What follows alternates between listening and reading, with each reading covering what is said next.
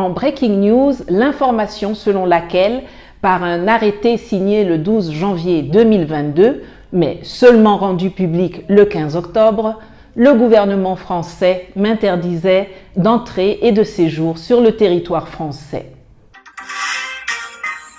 La célèbre activiste suisse-camerounaise Nathalie Yamb est interdite d'entrer en France. Information exclusive, nous avons eu accès à l'arrêté d'interdiction. Il date du mois de janvier dernier, mais Nathalie Yamb vient seulement d'en être informée. Paris lui reproche d'encourager la violence contre les symboles de la présence française en Afrique. Laurent Corot. L'arrêté du ministre de l'Intérieur date du 12 janvier dernier. La mesure n'est donc pas neuve, mais elle était restée jusqu'ici confidentielle. Hier, vendredi, les autorités françaises ont souhaité indiquer formellement à cette militante très présente sur les réseaux sociaux qu'elle était visée par une interdiction d'entrée et de séjour sur le territoire français. Nous voulons nous assurer qu'elle est bien informée, qu'elle est sous le coup de cette mesure pour incitation à la haine et à la violence, explique une source proche du dossier. L'on apprenait par la même occasion que cet arrêté m'avait été signifié par un courrier recommandé daté de la veille, 14 octobre 2022, courrier que RFI affirme avoir vu. L'information était reprise par tout le landerneau france-africain, députés, ministres, ambassadeurs, médias et trolls inclus. J'ai attendu jusqu'à aujourd'hui pour m'exprimer sur ce sujet, car j'espérais recevoir le courrier en question pour venir le lire ici avec vous. Hélas, un mois plus tard, je n'ai toujours rien reçu.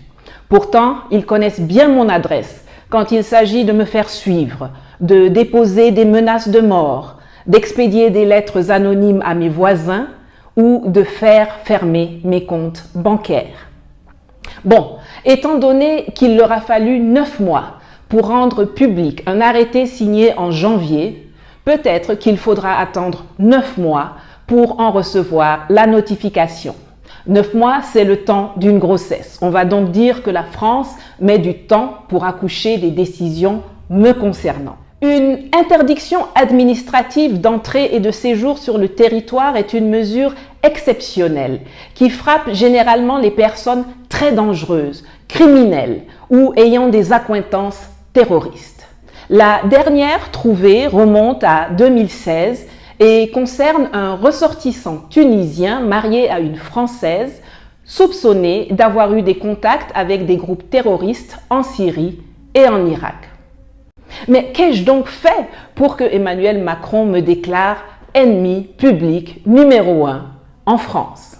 Mon crime est d'exprimer des opinions politiques divergentes de celles des animateurs de l'État français, de me battre avec des mots pour l'émancipation de l'Afrique et la fin du colonialisme français, de l'impérialisme occidental et de l'impérialisme tout court sur mon continent.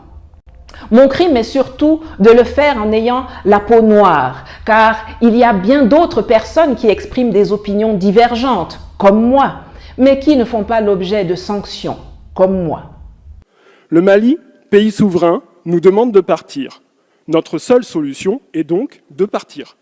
Mais le mal est fait. La gifle du Mali, c'est l'illustration d'un joli discours du président Macron en 2018 à Ouagadougou qui se fracasse à l'approche des réalités. Mais comment disserter 1 heure durant sur la relation de la France à l'Afrique en feignant d'ignorer que la France, c'est d'abord et avant tout des militaires, des fusils, des drones et des bombes en Afrique? La gifle du Mali, c'est la réponse au cynisme, à l'arrogance et l'exploitation rapace made in France. Les voilà les valeurs de la France qu'on mesure au quotidien quand on vit au Sahel et dans toute la région. Et à ceux qui viennent en France, la maltraitance d'État pour ces migrants pas assez riches ou trop noirs. On dit qu'on combat chez eux le terrorisme, mais on leur refuse un titre de séjour parce qu'ils vivent dans un pays sûr. Incroyable. La gifle du Mali, elle va à la pensée libérale interventionniste, teigneuse et belliqueuse de la France, celle qui ne drague que le dictateur africain et son potentiel militaire. La gifle du Mali, elle va à l'État français qui a privatisé sa politique étrangère pour l'intérêt de quelques capitaines d'industrie arrogants quand le peuple de France, lui, n'en bénéficie plus. La gifle du Mali est également destinée à notre système médiatico-politique.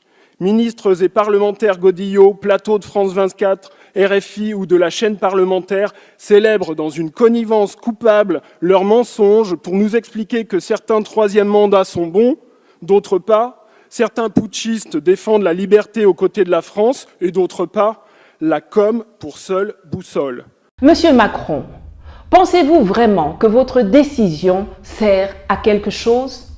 M'interdire d'entrer sur le territoire français ne peut pas m'empêcher de continuer à parler de la France, de ses méfaits, de ses actes odieux en Afrique, avec toute la résonance que vous craignez et qui vous fait trembler.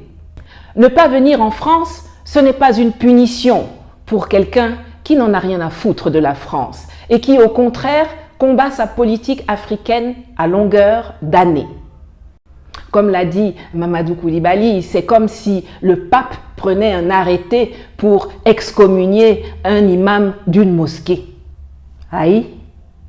Vous savez, quand il y a 35 ans, j'ai eu ma bourse du gouvernement camerounais pour étudier à l'étranger, j'ai refusé d'aller en France et j'ai choisi l'Allemagne. Déjà.